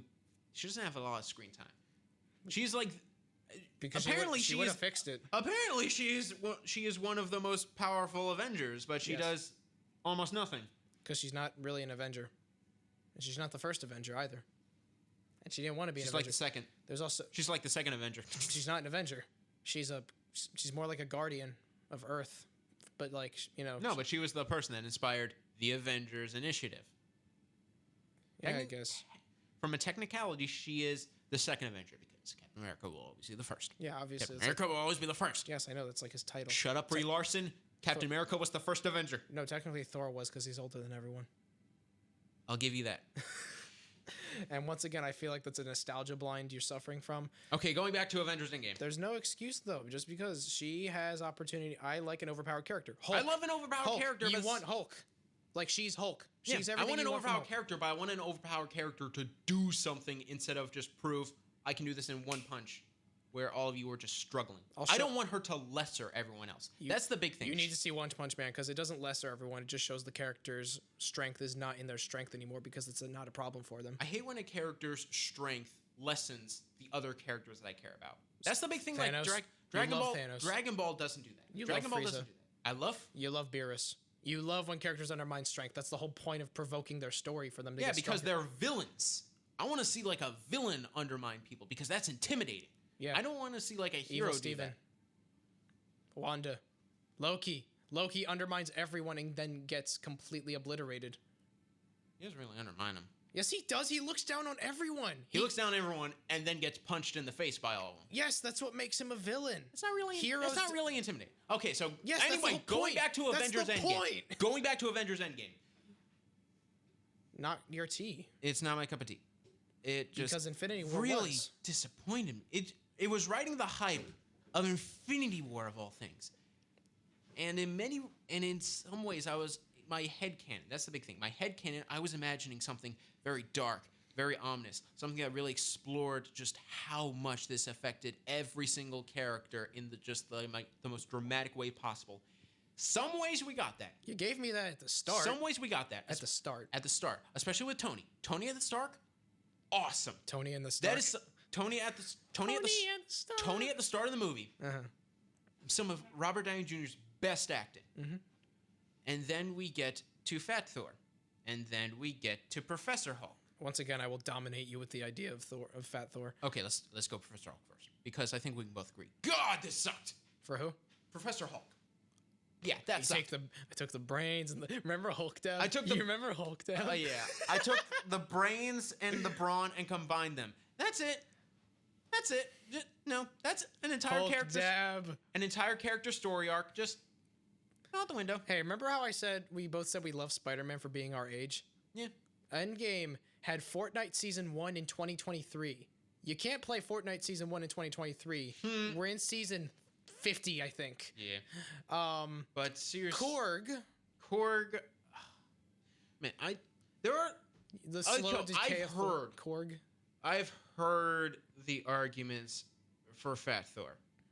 I've heard all the arguments. Because when you're depressed, you're not your best. You're depressed. He looks more comic accurate. Not all PTSD is the same. Some people basically just give up on life. Some people revert to just comedy and all that stuff. Comedy is the coping mechanism. I get it. I've heard it. God, I don't care. I hated him. But he's not comic accurate. He's Norse accurate. He looks like real Thor. He looks like real Thor, to be fair. But at the same time, this is following off of, in my opinion, what is the best interpretation of Thor. The Avengers Infinity War Thor matched perfectly the dramatic aspect of Thor early days and the comedic aspect of Thor Ragnarok and blended them together to create one perfect vision of Thor. This basically said, screw everything that involved the dramatic side. He's a comedic presence now. He's the pathetic guy. Laugh at him. Laugh at his PTSD. Well, if you think about it. Laugh. He is fat. The first Thor was more like getting kicked out of your parents' house because you don't True, but at the same time, obey the basic rules. There was this Shakespearean aspect to the first Thor, especially in the way that he talked. Yeah, Shakespearean stories are always about whiny children undermining their parents. Exactly. Loyalty. And at the same time, that made the fish out of water comedy even better because he didn't even really talk like anyone else. And Thor: The Dark World didn't know how to embrace that yet. In Avengers Endgame, he talks like everyone else, and he's the comedic guy. I'm just gonna say it again. They turned him into Drax. They turned him into Volume 2 Drax. No, Thor 4 did that more. Because he got Thor 4 turned him into lesser than Drax. Oh, yeah. Thor 4 made Drax look like Einstein. And he also just made him worse than when he started. Like, he had all of the... It was supposed to be like, oh, look, even in his regression, he came back and further than what he thought it was his prime. And now, he's dumb. He's dumber than he The moment I knew Avengers Endgame was in trouble was when I saw was in the first 20 minutes of the movie. I saw the words 5 years later. That's when I knew, oh, okay. You're just jumping. We're just jumping. That's okay. I feel like you can only go that far back if you're going back in time. And even with like all the dramatic stuff, like Black Widow's death, fine, dramatic, but they essentially use the exact same score that they used for Gamora's death. Listen to it back to back. It's the exact same score. There's no difference. I feel like they carbon copied Gamora's death theme, her pose and everything. There's not an excuse for that just because the movies are very close in time, which means they probably reused a lot of assets, a lot of sets, a lot of pieces, a lot of scenes. Zelda Ocarina... And what makes it worse, there was like that scene was supposed to be like extended. There was an entirely different scene that they apparently shot so that the cast and crew wouldn't know exactly what was going in the movie. There was a scene where Clint Barton and Natasha were supposed to be on Vormir. But not only were they joined by Captain Marvel, but Thanos was supposed to be there in a fight sequence. And it was supposed to be not only a race to see who would get there first, Clint or Natasha, it was also a race to see if Thanos would stop them. Which would have raised the stakes a little more to keep Exactly! And also cutting it out probably eliminated a really big piece that would have provoked the audience more, not just made us more sad. And imagine seeing the first fight between Thanos and Captain Marvel. Captain Marvel actually holding her own, putting fear into Thanos. Not just like socking him once and getting wiped out. Exactly. Like an actual action scene between them. That's what I'm asking for. Maybe see her struggle a little bit and then see him struggle a lot. Exactly. See her sort of like get like overconfident with it and then see her like actually show her power and then see him like, okay, rewind. Like he has executive control over the entire board and then mutes her mic. Oh, sorry, I meant like the I fight. remember there was like before Avengers Endgame came out, I came up with this entire pitch that I told our TV and film teacher, Mr. Burchick. Shout out to Mr. Burchick. I pitched him my idea, and I was like so into it. And I was like, yeah, and Thor can be out in the universe hunting down Thanos, and he runs into Captain Marvel, and they have an actual like an interaction with each other. I really wish we got Thor and Captain Marvel instead of Thor and the Guardians. 'Cause I feel like their dynamic would be a little less too fun, a little less Exactly off the funny. But to be fair, Avengers Endgame does have some really good moments. Some really great acting for one. Love great acting. Scarlett Johansson's great in the movie. Like I said, Robert Downey Jr. is great in the movie. Best finale of a character to me. Scott Lang, man. Scott Lang, his entire like first scene in Avengers Endgame was incredible. It's a breath of fresh air to see. That's like such a dramatic scene, and Paul Rudd's acting in that scene, like when he sees Cassie, you focus on his face the entire time, and he has such expression changes throughout that one shot. You know what he knows how to do that we were talking about with actors? He stops his eyes. They lock into place. Because he's thinking more than he's amazed that his daughter is still alive. Then he hugs her, and while he's not looking at her, he's in complete horror. And then when he looks at her face, he is crying happy. Like, God, that's such a great scene. Imagine they could have cut that. They really could have. They could have cut that, but it's a miracle they didn't. Really, it's a miracle they did because they cut out, like I said, they cut out a lot of really good dramatic scenes. Honestly, if you had me sobbing through most of this movie, I actually probably would have loved it even more. Exactly. Would have hurt, really would have hurt, but at the same time, there are some, like I said, there are some really good scenes, especially the end fight. The end fight is so good, and yeah, fighting with tears in my eyes. Yeah, still. I know a lot of people like to hark on the fact that all the female characters were at one place at the exact same time. Blah, blah, blah. I don't care. It's girls so cool. get it done. Yeah, girls get it done. Thank you, the boys. But I don't care. It's such a cool scene. It's such a cool scene. Yeah, because essentially, it's not just female empowerment at that point. It's just seeing the characters that we've gotten to know and love. You wouldn't have thought about it if it was a bunch of guy characters. Exactly. Like straight up, I think that was more of a weird call. Yeah. You wouldn't have called anything out if it was the guy characters. Exactly. The fact that it's the girls is making you think, oh my God, toxic feminism. No, you're just astounded to see that many girls in front of you at once because you probably never. You're probably just surprised to see that many girls in front of your eyes for once. Avengers Endgame, sort of underwhelming in my opinion. I like it fine. I've seen it multiple times in theaters just to make sure my thoughts, but every single time, sort of disappointed by it. But I still think it deserves to be number one, the highest grossing movie ever made, more than Avatar does. What, Infinity War? No, Endgame. It deserves it more than Avatar. Highest grossing more than Infinity War though? Oh no, I think Infinity War should have been, but of the two, the closest ones to each other are Avatar and Endgame. Those are the two highest grossing movies. I still think Avatar was a psyop. There's like 10 billion phantom people who don't exist that have watched that movie. Yeah. Part of me still doesn't... Actually, no. China has re-released that movie time and time again. Yeah, no, that's cheating. They literally re-released that movie right after Endgame. Infinite movie hack. Exactly. Infinite movie cheat code. That's just cheat. All right, so Avengers Endgame, fine. And now we move on to the last movie in Phase 3. Oh no. Spider-Man: Far From Home. I like it. It's good. I don't think it's as awesome as Homecoming, but I really like it. I genuinely do. I don't dislike it at all. I just, with what we've seen now, I just don't enjoy it as much. You think of it more as setup than as an actual movie now. Yes, but I really enjoyed it in the moment. I didn't. Yes. It didn't feel like a setup when I was watching it. I saw it. Luckily, I saw it 4th of July day it came out. 4th of July day. I saw this like at 8 a.m. How packed? It was packed. 2019, man. I was with a 2019. I was with a group of guys, and somehow my seat was the only one in the auto selection that got put behind their row. Even though apparently everyone wasn't talking to each other at all. Nobody said anything. I thought Far From Home was really fun. I thought it was real. I thought it was really good. I thought Mysterio, that twist with Mysterio, actually really got me. Mm-hmm. Again, No Way Home has surprisingly great. The Spider-Man movies have surprisingly great twists. I feel like they know they can't mess it up, or else they will crash and burn. Mm-hmm. Like that is something we cannot mess up. That is our star. If You can pick apart the movie here and there, but at the same time, you can, but like it's so much fun.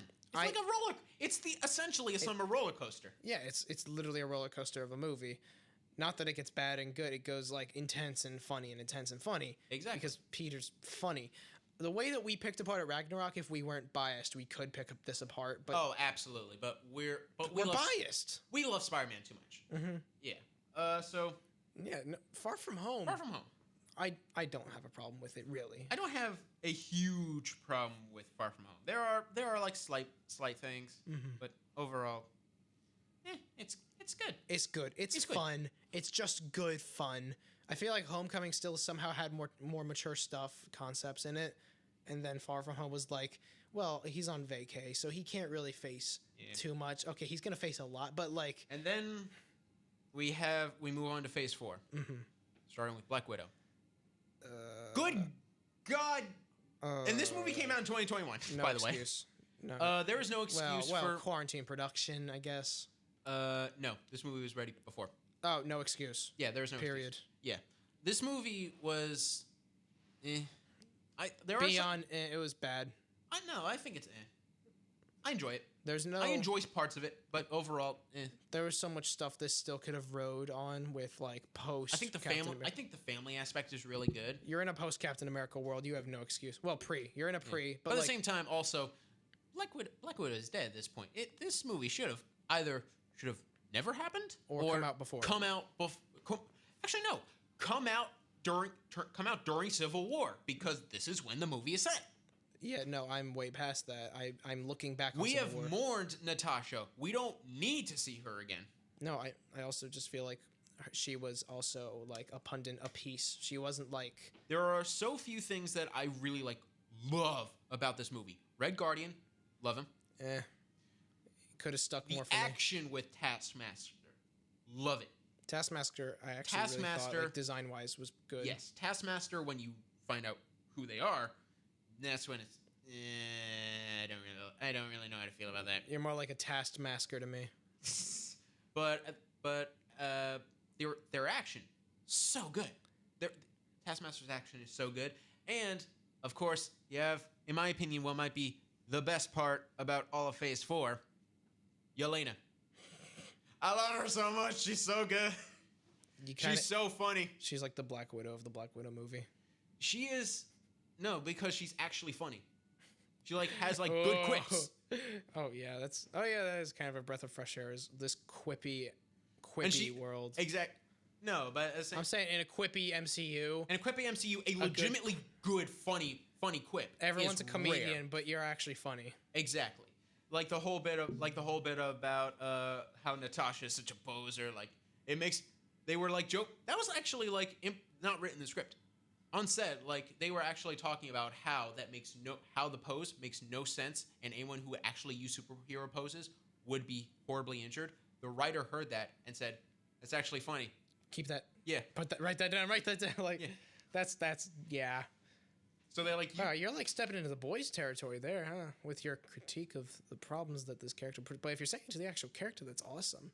Yeah. That's good self-awareness. Not that sounded better in my head. No, that sounds so horrible. And you say that again, I'm gonna explode. For all of the bad special effects and the weak villains and just sort of the boring pacing of the movie. For all of that, there is the end credits scene with Yelena at Black Widow's grave, and she does their whistle. Okay, I didn't expect to cry. I was in the movie theater. I'm like, okay, I didn't expect to cry.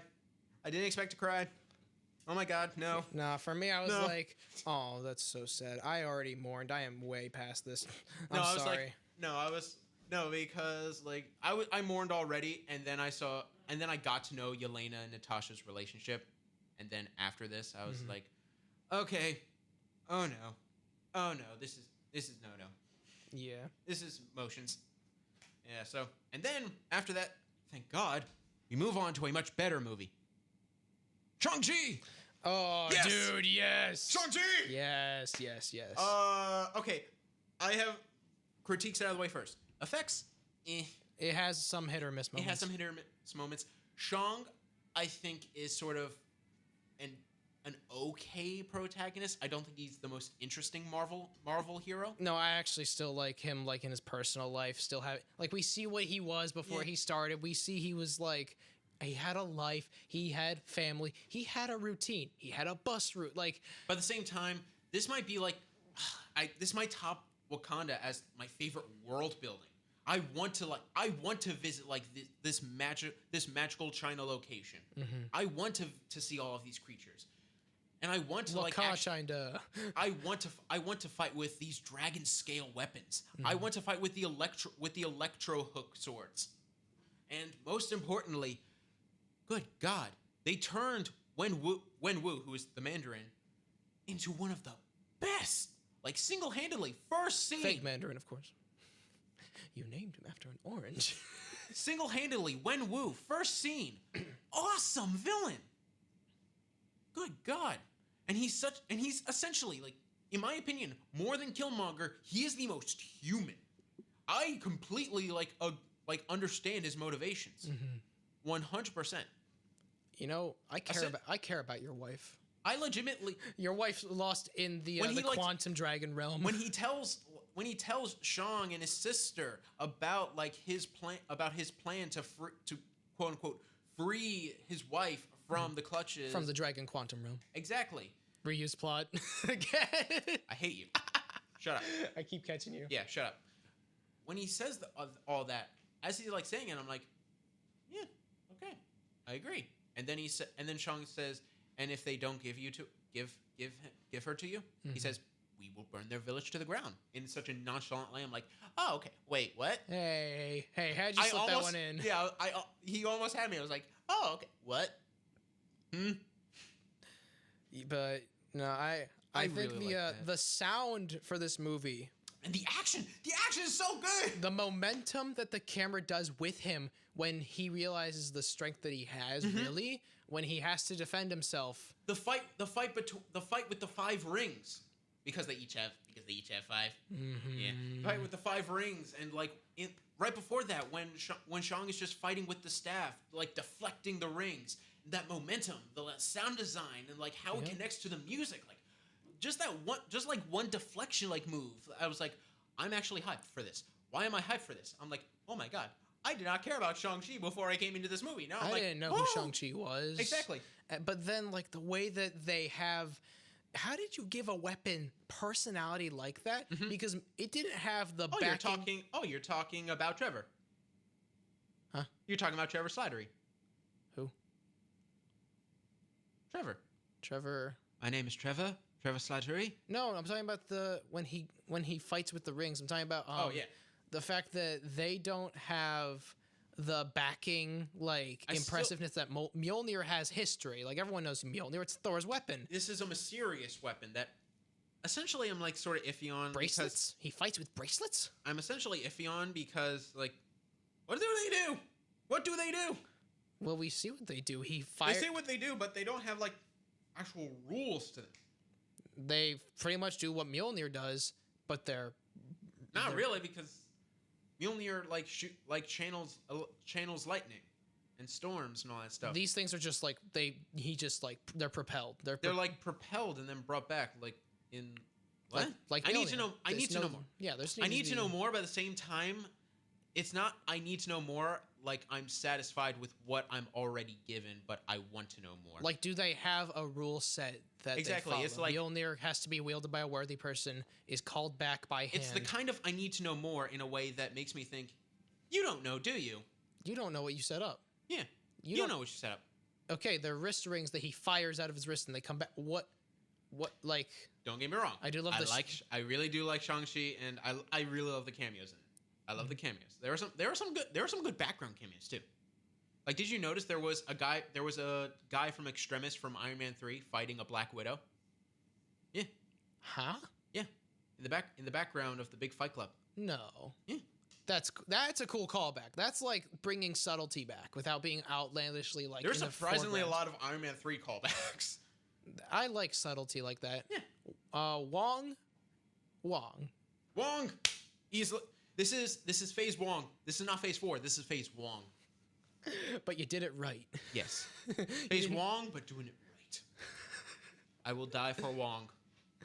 Okay, Okay, doing so it for the Wong reason. okay, so going from Shang-Chi, which is relative, An up. which is a definite up, and essentially from an audience perspective and critic perspective, a big up. We move on to Eternals, which was actually excited. which got review bombed like mad. This is still to date the lowest rated Marvel movie on Rotten Tomatoes.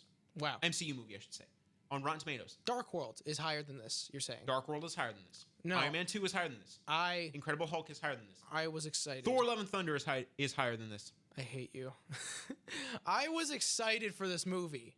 Genuinely. I thought this movie looked interesting, and when I saw it, I was like, yeah, it's good. I like it. If I watch it again, it's not the most memorable, but yeah, I thought it was good. If I watch it again, I'll remember what happened again. I'm not going to learn anything new. Really. I thought the characters were really good. I found them all very interesting. I hated Sprite. Yeah, Sprite was. I hated Sprite. Sprite was bad. But I felt weird around Icarus. I wouldn't trust Icarus with my drink. all of the characters I found interesting in their own way. I thought they had good chemistry with each other. I liked the action, and oddly enough, like the big not the Celestials, the one like monsters that they fight like on Earth. Do you know what I'm talking about? Is he the four-eyed one or like the sharp, needly looking? The monsters? ones that are like monsters that are like animals. Yeah, they look like they're made of knives. Yeah, and that like as they absorb the Eternals' powers, they become more and more human. Yes. At first, I was like, they're some pretty weak villains. And as they became more and more human and actually grew sentience and started to talk, I'm like, okay, I'm interested. Mm-hmm. Like Athena, I was genuinely like, you're too floaty. I think I need you to be a little more visceral. Icarus, I'm like, you're Superman. You're a good Superman. Is Ajax the engineer one, or is it Cersei? Ajax is the engineer. Ajax made me want to cry during some of these scenes. Actually. Oh yeah, especially that Hiroshima scene, like when they cut to that, I was like, that could have gone a very wrong way. Okay, we're going there. That could have gone a very wrong way. But the acting like really sold it. Like he was like legitimately hurt. Like I helped them do this. I influenced them to do this. This is my fault. Mm-hmm. I'm like, oh my god, no. Like no wonder you hold back the entire time after that, because the one time you really thought we were advancing to war. You made a war weapon. Like that's good fiction attached to. There are some boring moments. There are some like dull visuals here and there, but overall, I bet there's like 2 hours of cut villain dialogue. But overall, not only again, I think the best two characters in the entire movie is Druig, who is played by the same guy who is now the Joker. In Iconic shotgun wielder. Druig. Yeah, he's the cult leader. Yep. I think he uses a shotgun. I think he is a great I thought he was a great character. I thought he was going to be the villain, but he was just a great character. I thought he was his own kind of anti-villain. And then Makari, who is played by the one, I keep forgetting her name. She's the one actress from Walking Dead who plays Daryl's girlfriend. And she has, in Eternals, she has super speed. And she just chooses to stay within the ship for so many years. I love her. I love her in this movie. I love her in Walking Dead too. She has just this natural charm to her that I'm like, yeah, you're really fun. Karun? Yes. The Bollywood producer. His producer, I loved him so much. He was such a fan of them. Just walking around the camcorder, he's just. I think that was one of the most wholesome moments. Yeah, especially like when at first they just give up. They all just give up. But he is just saying just how grateful he is to them that they tried. I feel like he was being their hope for humanity somehow. Like, yeah. And then even though I did like it, Eternals. I don't agree that it's the worst. It's not the worst. I don't agree with that. It's not the worst. I really hope that we get some sort of really cool payoff with that Celestial. Eternals 2 has already been confirmed just today.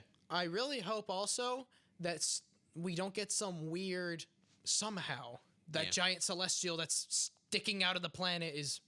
So far, they haven't acknowledged it in the slightest. I think in something they said it's a tourist attraction now. I'm like, dude, that thing's the size of the ocean. There's a thing coming out of the Earth that's dead, quote unquote. It's not dead. It's gonna come back somehow. Yeah. It's just cast in stone. I want Galactus tease. Tease Galactus. Oh yeah, but Silver Surfer verse. To be fair, Silver Surfer. But to be fair, with all the haters, the movie right after this was Spider-Man: No Way Home. There is no way. Like, this was filler. This was potatoes for your meat. This was vegetables. I liked Eternals fine, and then No Way Home came out, and I was like, oh, this is amazing. Before we talk about that, Killmonger's chest armor looks like a Mandalorian chest plate. I'm just saying. Oh yeah, because it's warrior chest plate, and it has the diamond in the middle. Yeah. That's just something I noticed. But anyway, No Way Home. Let's talk about No Way Home for a bit because we've already talked about it way before, a lot before. Where do I start with No Way Home? Cliff Notes. Amazing. It was an absolute nostalgia trip, but it was a nostalgia trip that at the same time furthered the characters that they already established and furthered the storyline that they've already established. And if you were to open back up what is closed, what would happen next? If you were to. This is the best what if ever. Exactly. Literally. If you think of it, it is the best what if ever. And essentially, because we've already talked about it many times before, I think we can just we'll go forward. If you haven't seen No Way Home, because we're not going to spoilers. We're just going over it. We're just skipping it because we talked about it so many times. Yeah, and we've talked about the next movie a lot of times because essentially, No Way Home is a better Multiverse of Madness than Multiverse of Madness, which I really didn't see coming. I didn't see that being the best. Okay, again, I really love Multiverse of Madness so much. I think it's so much fun. But it's a weak multiverse. It's a weak multiverse. I think it's so much fun. But it's a strong multiverse. It's a strong, not only is that a strong multiverse, everything ever all at once is a strong multiverse. Loki is a strong multiverse. No, it's a broken multiverse. It's a broken multiverse. No, the Doctor Strange episode of What If was a better Multiverse of Madness than Multiverse of Madness. Doctor Strange Multiverse of Madness. No Way Home, I think, is also a better branching universes. I think it's a good branching universes specifically. Yeah. But we've talked about Doctor Strange, Spider-Man before. Next we have Thor: Love and Thunder. We haven't talked about Thor: Love and Thunder before. Oh boy. Korg had a mom and now he has two dads. Like it's great that you fit that in, but also you completely wiped out his one of 5 lines of dialogue he's had. Where do we begin? First of all, the visuals awesome. The visuals are awesome, to be fair. The visuals are awesome. The whole dark realm that they go into. What's his name? Son's name? What's his name? Son? That narrows it down. Heimdall. Heimdall's son, whose name I don't remember. Yeah, no one remembers. He's such horrible effect. That horrible effect there are some, of his head just floating in the air. There are some bad effects in this movie. That Shark Boy and Lava Girl looking effect. And he just came completely out of nowhere. He was not built up in the slightest. And they introduced him like he was there the entire time. And that's the thing that I've noticed a lot in Phase 4. That's the thing I've noticed a lot in Phase 4. They introduce concepts that were never introduced before, and yet they asked us to go along with it. Like, do you remember Mordo in Multiverse of Madness? They said that from Mordor? No. Hear me out. I know, yeah. Mordo was the villain. Doctor Strange said that he dedicated his life to try to kill Doctor Strange. All that stuff. Okay. That's comic accurate. We never saw that before. At the end of the first Doctor Strange movie, Mordo just leaves. And then the post-credit scene, he goes to one of the defectors of Kamartaj, takes away their power, and says there are too many sorcerers. That's the last we see of him.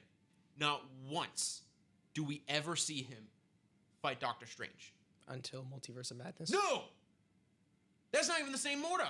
Yeah, but that's the next time we see a Mordo. That's the next time we see a Mordo, but it's not the Mordo that Doctor Strange apparently has met. So it means nothing.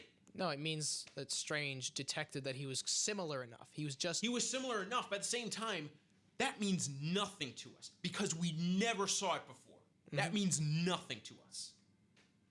at least, hell, dedicate a short to it. 30 minutes. That's all we need. We don't need short series for everyone. We need a special. We just need a special. An episode of a show that has no other episodes. 30 minutes. That's all we ask. Just to set it up. No. Marvel needs a Clone Wars, like an amalgamation of this universe in episodic terms with a big enough budget to support what each thing is that happens. And even then, they apparently left a scene on the cutting room floor of Mordo and Scarlet Witch fighting. At the very beginning of the movie. Are you serious? And Mordo is dead. Are you serious? They established Mordo is dead. But what about They cut it out. So we only are going to see other ones that we're not familiar with? Correct. Cool. Awesome. I want to love Doctor Strange Multiverse of Madness. I really do. And every time I watch it, I'm like, this is so much fun. But every single time I think about it, I'm like, no, this is bad. Every single time I watch it, I'm like, no, this is so much fun. Love and Thunder, I have neither of those. Exactly. Love of Thunder has Your fun moments, is some beautiful visuals, has some really good acting. Hey, imagine a tragedy that killed half the planet for a while and traumatized the entire universe. Let's make an ice cream shop out of it. Out of the murder weapon that killed trillions. Are you serious? It's like making an ice skating rink 2 years after the Titanic. That'd be funny. That's like has the picture of the iceberg as the logo. You need something like Too Soon. 9/11 themed bungee jump. Oh my god. There. I know. Yeah, no, I didn't want to go there, but yeah. No, it has to. That's like Titanic is so far in the past. I can make fun of everyone. Also, they're British. Yeah, so. but also, Thor: Love and Thunder. We're running out of time, so we're just gonna do cliff notes. Give it. It's not worth it. It's It doesn't close up anything. It has like the worst score on Rotten Tomatoes for any Thor movie. Worse than Dark World. It needs to be at the bottom. It has no excuse. I think Dark World is worse, but Taika Waititi used this film to fund his more creative, open-ended projects. Yes, to be fair. Do I have a cliff note I actually can I just say one? Yeah, sure. Marvel has this new phase has quote-unquote flip-flop villains who are originally protagonists and are more evil with their actions and just personally they're justified in their intentions, and then they can be thrown out the window.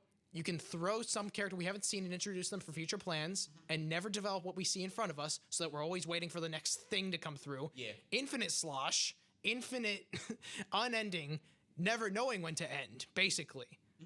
Continuous what's to come next. Why don't you satisfy anything? You're just teasing to tease with no substance at the time. We're running out of time, and there's someone debuting right after us. Yeah, So we're gonna wrap things up for this episode.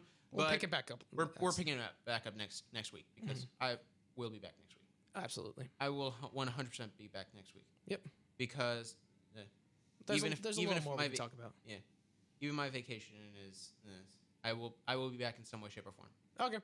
Yeah. I'm on vacation next week, but I will be back. I will, even if it has to be Zoom call. Yeah. I will be back.